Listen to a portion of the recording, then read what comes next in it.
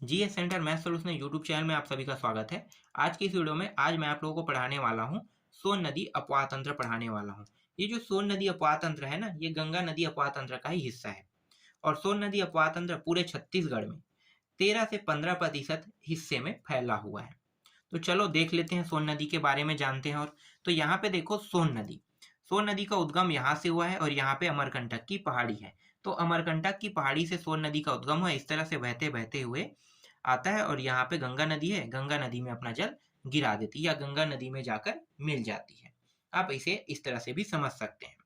सोन नदी की बहुत सारी सहायक नदी है, लेकिन हम यहाँ पे पढ़ने वाले हैं सिर्फ और सिर्फ छत्तीसगढ़ से निकलने वाली सोन नदी की सहायक नदियों को पढ़ने वाले हैं, क्योंकि ये जो पूरा टॉपिक है ये सिर्फ छत्तीसगढ़ का है। तो छत्तीसगढ़ वाले टॉपिक में छत्तीसगढ़ के बारे में ही जानेंगे। तो यहाँ पे मुख्य रूप से 3 नदी है सोन नदी की सहायक नदी जो छत्तीसगढ़ से निकलती है। एक है बनास नदी, बनास के सहायक गोपद नदी है। तो दोनों को साथ में लिया जाता है, बनास और गोपद को। ठीक है, तो इस तरह से भी आप पढ़ सकते हैं, बनास नदी गोपद नदी। एक ही है ये रिहन नदी, दूसरा और एक है कन्हार नदी। तो पहले बनास नदी के बारे में जान लेते हैं। बनास नदी का जो उद्गम हुआ है ये कोरिया जिले से हुआ है और गोपद नदी का भी उद्गम कोरिया जिले से हुआ है और ये अपना जल सोन नदी में गिरा देती है या सोन नदी में जाकर मिल जाती है। तो सोन नदी की एक सहायक नदी के बारे में आप लोगों ने जान लिया। चलो दूसरी सहायक नदी को देख लेते हैं। दूसरा है रिहन नदी। रिहन नदी का उद्गम जो है वो छोरी मतरिंगा की पहाड़ी से हुआ है। ये कुल लंबाई, मतलब लंबाई में बहने की दृष्टि से देखा जाए तो 145 किलोमीटर तक के बहता है और अंत में जाकर यहाँ पे सोन नदी में अपना जल गिरा देती है। इसकी कुछ सहायक नदी है रिहन नदी की, ये भी इंपॉर्टेंट है। सूर्या है लेफ्ट साइड में और राइट में है मोरनी है, महान है और घूंघट नदी है।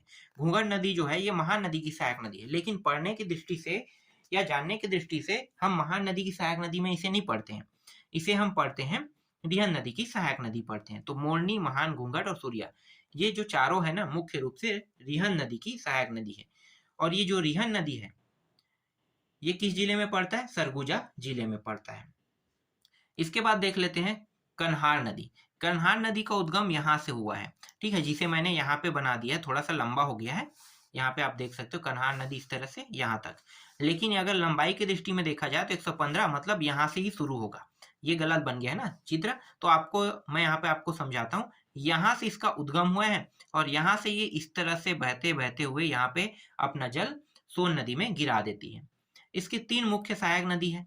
एक है यहाँ पे मैंने बना दिया है, ठीक है, जिसे यहाँ पे होना चाहिए था। तो गलफूला है एक, दूसरा है सिंदूर है और तीसरा है पेजन है। इसकी 3 मुख्य सहायक नदी है। यहाँ पे प्रश्न इस तरह से भी बन सकता है कि कन्हार नदी के तट पर कौन सा पुरातात्विक स्थल बसा है? तो यहाँ पे आपको क्या लेना है? डीपाडी पुरातात्विक स्थल जो है वो कन्हार नदी के तट पर बसा है, जो बलरामपुर जिले में पड़ता है।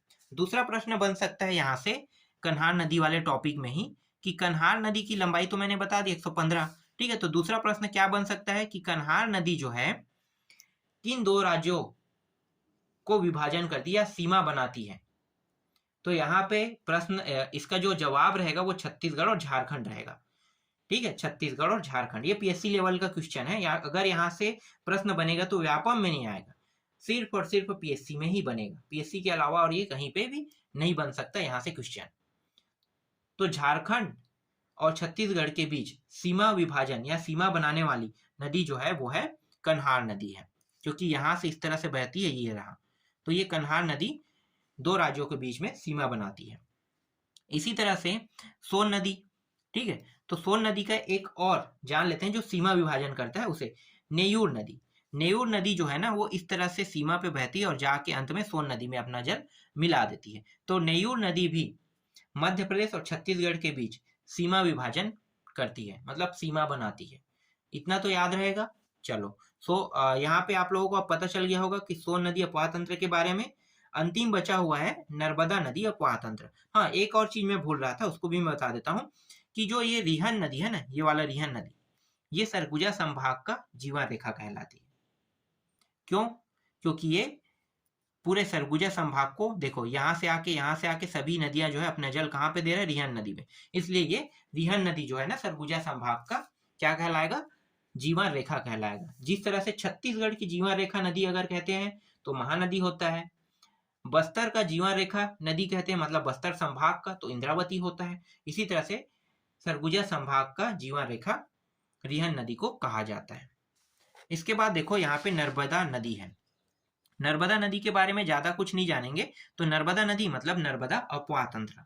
नर्मदा अपवाह तंत्र ये सबसे छोटी अपवाह तंत्र है। इसका जो हिस्सा है ना 0.52% है। छत्तीसगढ़ से 2 नदियां निकलती है जो अपना जल नर्मदा नदी में गिरा देती है, इसलिए ये सबसे छोटी नर्मदा अपवाह तंत्र होगी। ठीक है, तो यहाँ पे देखो एक बंजर नदी है और एक है ताड़ा नदी है। बंजर और ताड़े के बारे में क्वेश्चन आया था पीएससी में। पीएससी में पूछा था कि बंजर नदी और ताड़ा नदी किस जिले से निकलती है, तो इसका आंसर रहेगा कवर्धा जिले। याद रहेगा यहाँ से, मतलब याद रहेगा ये टॉपिक आपको, क्योंकि ये प्रश्न आ चुका है, इसीलिए नर्मदा के बारे में थोड़ा बहुत जानेंगे, ज्यादा नहीं। और ये पीएससी लेवल का क्वेश्चन है और व्यापम में पूछा गया था, एक ही बार पूछा है, ज्यादा बार नहीं पूछा है। प्रश्न पूछा गया था कि नर्मदा नदी कितने प्रतिशत हिस्से में, नदी मैं बोल रहा हूँ अपवाह तंत्र, नर्मदा अपवाह तंत्र कितने प्रतिशत हिस्से में आता है।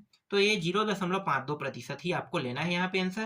तो इस तरह से आपको यहाँ पे मैंने पूरा का पूरा सोन नदी अपवाह तंत्र और नर्मदा नदी अपवाह तंत्र के बारे में जानकारी आपको बता दिया। इससे अधिक और प्रश्न आपके एग्जाम में नहीं बनेगा, नहीं व्यापम में और ना ही पीएससी में।